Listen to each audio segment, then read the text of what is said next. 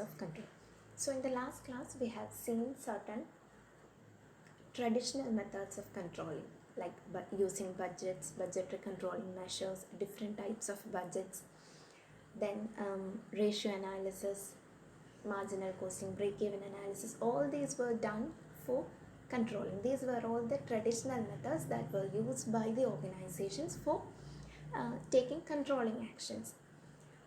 Now we will discuss about the various modern techniques, that is the new age techniques, controlling techniques that are adopted by the organization for finding out the deviations and to take the corrective actions. So some of the modern techniques are, first one, return on investment. In short, we call it as ROI, that is return on investment. So as an individual, you might be having certain investments. Suppose if you have an FD, suppose you are investing 1000 rupees on an FD. So at the end of the year, you will be expecting certain return. Interest item നമുക്ക് എന്തെങ്കിലും expect ചെയ്യാം. Suppose if you are getting 100 rupees as a return after an year, that means what is the return, percentage of return that you are getting? 100 out of 1000, that is 100 divided by 1000. When we convert it into that percentage, it means 10%. We are getting 10% return on the investment, which is quite good. So likewise, we always expect certain return whenever we make any investment. So in an organization also, the owners or the shareholders are making their investment through buying the shares of the company. Whenever we purchase any shares of the company, we are giving money to the company, and the person who gives the money will become the owners of the company, and the owner will be expecting certain return on the investment that he have made.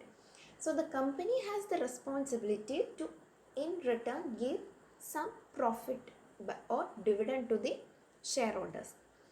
So generating adequate profit or return on investment is important for the company. So we have to check whether the company is able to produce adequate return on investment. So for that, we will be calculating the return on investment of the company for a year by using certain formula. The formula is, we will be dividing the net profit before paying any interest and tax by the capital employed.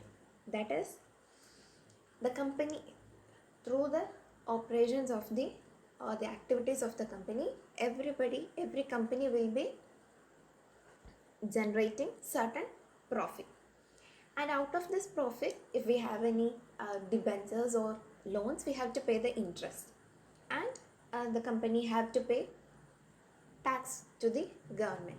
Before deducting all these expenses, we'll take the net profit before the interest and tax, and we will divide this profit by the capital employed by the company.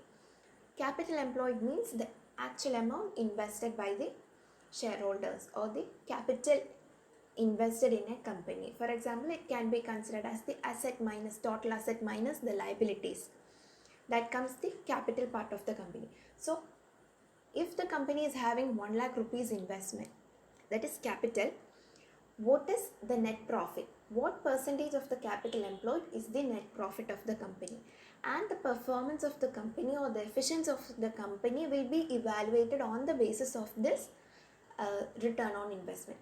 അതായത് നമ്മുടെ capital employed എന്ന് പറയുന്നത് asset minus liability എത്രയാണോ. Suppose the company is having 1 lakh rupees asset and the liability is 50,000. What is deducted from 1 lakh from the asset? If we deduct the liabilities, suppose we are getting 50,000, then that will be the capital employed by the company. Now we will take the net profit. നമ്മുടെ കമ്പനിയിൽ ഈ ഒരു വർഷം എന്തുമാത്രം net profit കിട്ടി, നമുക്കുള്ള ഇൻട്രസ്റ്റും ടാക്സും deduct ചെയ്യുന്നതിന് മുന്നേ എത്ര നെറ്റ് പ്രോഫിറ്റ് ഉണ്ടോ ആ നെറ്റ് പ്രോഫിറ്റിനെ ഈ ക്യാപിറ്റൽ എംപ്ലോയിഡ് കൊണ്ട് ഡിവൈഡ് ചെയ്യുമ്പോൾ what is the ratio that we are getting, what percentage we are getting. If it is 10 or more percentage, positive figure ആണെങ്കിൽ that means we are getting adequate return on investment. That is, if a person is investing in that company, he will be able to generate profit, or he will be getting certain return from the investment after a particular year. Suppose the return on investment is a very low figure, that is, if the percentage is only 1 or a minus percentage, that means negative figure അല്ലെങ്കിൽ തീരെ low ആണെങ്കിൽ that means the company is not at all generating adequate profit, which is an indication that the company is not performing better. So the company will be able to take adequate controlling measures. If the return on investment is very low, then it shows that there is a need for implementing adequate control in the company. അപ്പോൾ നമുക്ക് നമ്മുടെ ഓപ്പറേഷൻസിൽ change വരുത്താൻ പറ്റും, നമ്മുടെ പ്ലാൻസിൽ will be making changes so that the performance of the company will be improved. So that is the need of calculating this return on investment. Most probably the questions will be, a part question will be, what is ROI? So you have to give the explanation of return on investment. Then another technique used for controlling is the responsibility accounting. That is, from the name itself, it is a kind of responsibility. That is, here we'll be evaluating, the company will be evaluating the performance of certain persons or the departments. Each individual or each department has certain responsibility in an organization. So the company will be evaluating whether they are fulfilling their responsibility, whether they are working properly, whether they are able to achieve the targets, or whether they are performing according to their plans. All these will be evaluated.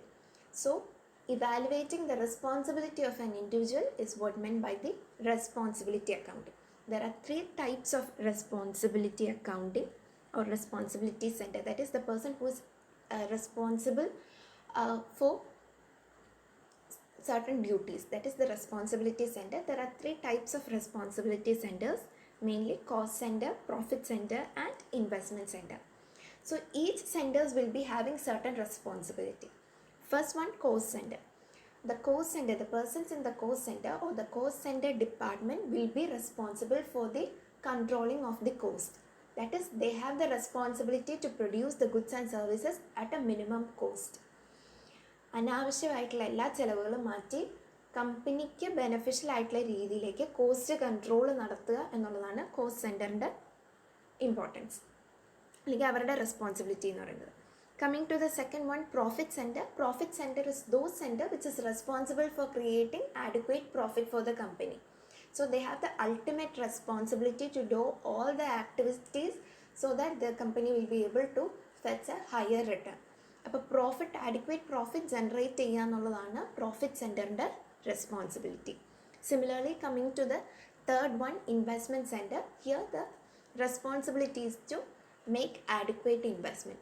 That is, here the individuals or the department is responsible to evaluate all the investment avenues available and to make a proper investment. That is, the company should not be losing their money. So they have to evaluate the pros and cons of each investment avenues, and these investment center should choose a better or investment opportunity, and they have to invest the funds of the company in that investment.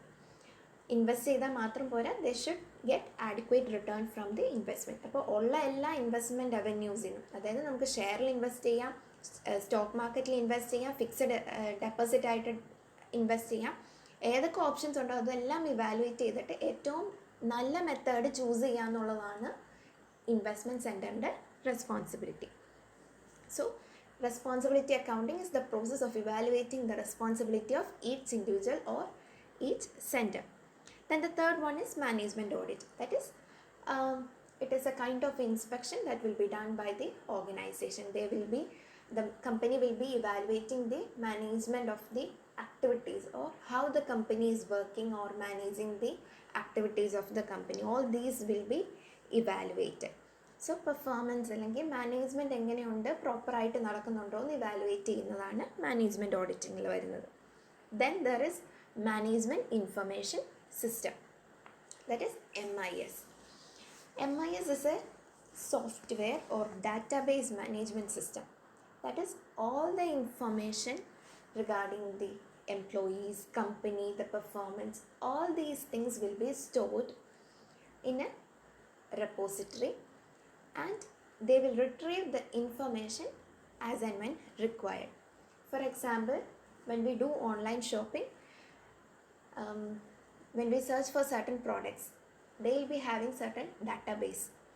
So they will be getting the notification that we are interested in certain kind of products. So each day when we browse on the internet, we will be getting notifications regarding these products. ഇല്ലേ, നമ്മൾ ഏതെങ്കിലും ഒരു സാധനം ഇതേപോലെ ഏതെങ്കിലും വെബ്സൈറ്റിൽ, online സ്റ്റോറിൻ്റെ വെബ്സൈറ്റിൽ നമ്മൾ സെർച്ച് ചെയ്തിട്ടുണ്ടെങ്കിൽ അവർക്ക് ആ ഡാറ്റാബേസിൽ അത് കയറും. നമ്മൾ ഇന്ന സാധനം, ഇപ്പോൾ നമ്മൾ മൊബൈലാണ് സെർച്ച് ചെയ്യുന്നതെങ്കിൽ നമുക്കതിൽ ഇൻട്രസ്റ്റ് ഉണ്ടെന്നുള്ളതിൻ്റെ ഡാറ്റാബേസ് അവർക്ക് കിട്ടും.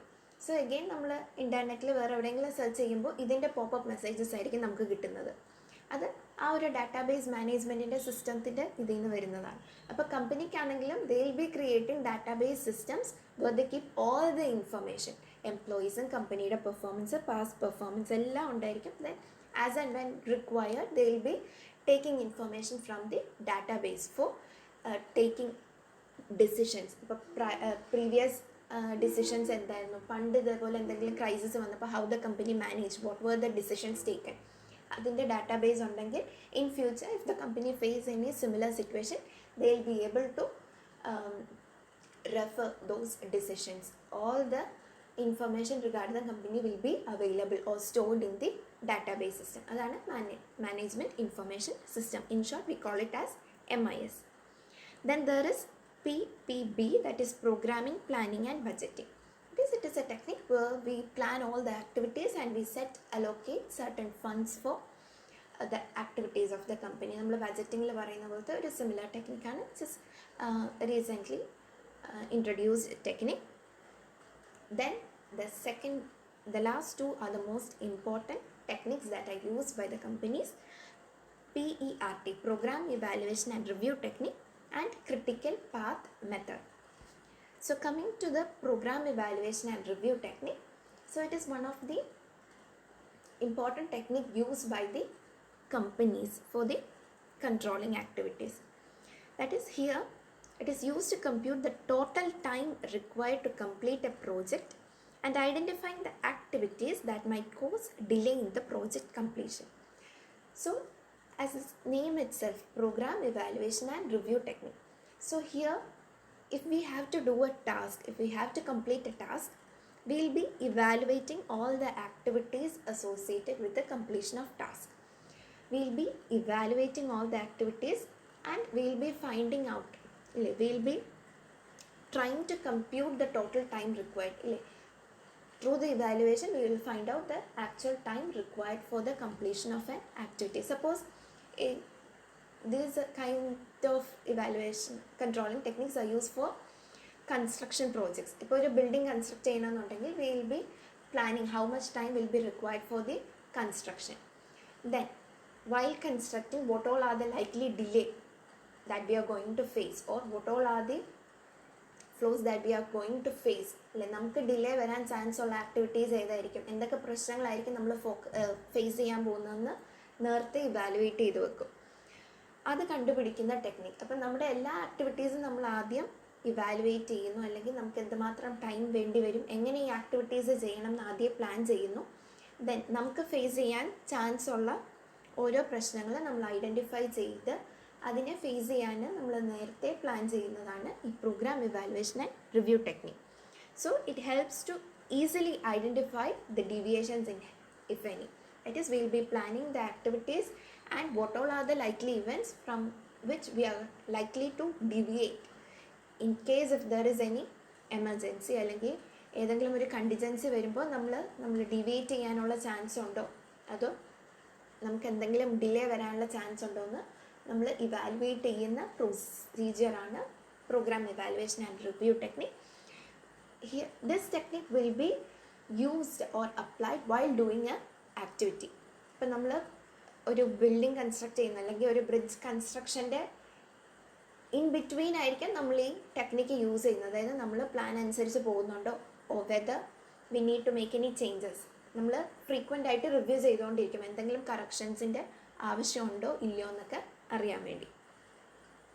Then it is mainly used for the construction projects or by launching a new product. When the company is about to launch any new product, they have to identify whether it is the right time to introduce that particular product, അതല്ലെങ്കിൽ ഏത് ടൈമിലായിരിക്കണം നമ്മൾ introduce ചെയ്യുന്നത്, ഈ product നമ്മൾ എങ്ങനെയൊക്കെ develop ചെയ്തെടുക്കണം, ഏത് സമയത്ത് ഇൻട്രൊഡ്യൂസ് ചെയ്യണം എന്നുള്ളതിൻ്റെ കംപ്ലീറ്റ് റിവ്യൂ എടുക്കുന്ന പ്രൊസീജിയറായിരിക്കും program evaluation and review technique.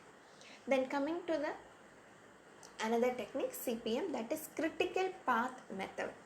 It is similar to the PERT, program evaluation and review technique. It is a method of scheduling the work with the help of a diagrams. That is, here all the activities will be planned, or the controlling activities will be done with the help of a diagram. അതായത് ഇവിടെ നമ്മൾ ഒരു diagram ബേസിസിലായിരിക്കും decision എടുക്കുന്നത്. Here the main purpose is to schedule the work, that is what all are the activities to be done, and before starting an activity, which is the activity to be completed. ഏതെങ്കിലും ഒരു task ചെയ്യുന്നതിന് മുന്നേ അതിന് മുന്നേ ഏത് task ആയിരിക്കണം നമ്മൾ complete ചെയ്തിരിക്കുന്നത് എന്ന് ഡിസൈഡ് ചെയ്യുന്ന പ്രൊസീജിയറാണ് ഈ CPM-ൽ വരുന്നത്. അതായത് നമ്മളിങ്ങനെ ഇപ്പോൾ we are going to launch a new product, നമ്മളൊരു പുതിയ പ്രോഡക്റ്റ് ഡെവലപ്പ് ചെയ്യുകയാണ്. അപ്പോൾ suppose we are manufacturing a soap. ആ സോപ്പ് മാനുഫാക്ചർ ചെയ്യുമ്പോൾ first of all what we have to do, ആദ്യം ചെയ്യേണ്ട ടാസ്ക് എന്തായിരിക്കണം. അപ്പോൾ നമ്മൾ ഡിസൈഡ് ചെയ്യുന്നതാണ് നമ്മുടെ about the appearance of the soap, അതിൻ്റെ ഫീച്ചേഴ്സ്, ഇതാണ് നമ്മൾ പ്ലാൻ ചെയ്യുന്നത്. Okay, first task is completed. Now the second task is to create the product, ഇല്ലേ?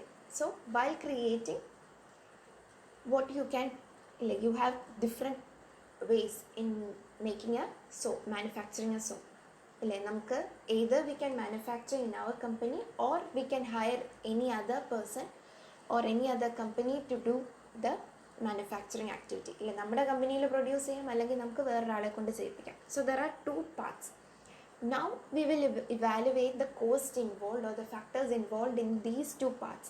ഈ രണ്ട് പാത്തുകളിലും ഈ രണ്ട് മെത്തേഡിലും നമുക്ക് ബെനഫിഷ്യൽ ആയിട്ടുള്ള അല്ലെങ്കിൽ ഓരോന്നിലും വരുന്ന കോസ്റ്റ് എത്രയാണെന്ന് നമ്മൾ ഇവാലുവേറ്റ് ചെയ്യും.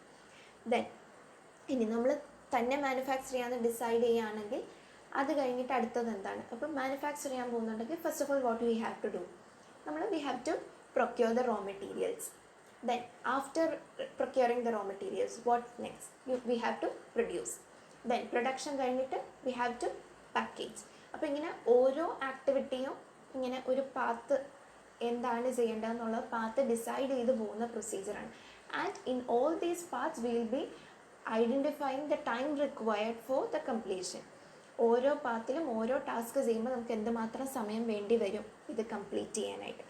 അങ്ങനെ ഓരോ പാത്തിൻ്റെയും ടൈമും കൂടെ ഡിസൈഡ് ചെയ്തിട്ട് ഏറ്റവും നമുക്ക് കോസ്റ്റ് ഇഫക്റ്റീവായിട്ടും ഏറ്റവും എളുപ്പത്തിൽ ചെയ്യാൻ പറ്റുന്ന ടാസ്ക് അല്ലെങ്കിൽ റൂട്ട് ഏതാണോ അതായിരിക്കും നമ്മൾ നമ്മുടെ കമ്പനിക്ക് വേണ്ടി ചൂസ് ചെയ്യുന്നത്.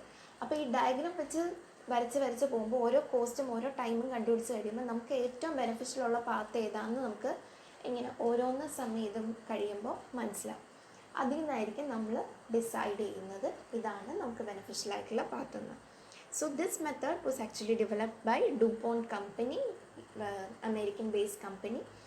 They first introduced this method of evaluating the activities or choosing a best activity. So these diagram shows which activity is to be completed before starting any other work, and it is also suitable for the construction of projects or plant maintenance. അപ്പോൾ critical path മെത്തേഡിൽ എപ്പോഴും ഓർക്കേണ്ടത് നമ്മളൊരു path create ചെയ്യുകയായിരിക്കും, ഇങ്ങനെയൊക്കെയാണ് ഓരോ activities ചെയ്യേണ്ടതെന്ന്.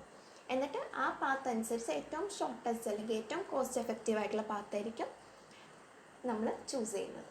അപ്പോൾ ഇതാണ് the various modern controlling techniques adopted by the company.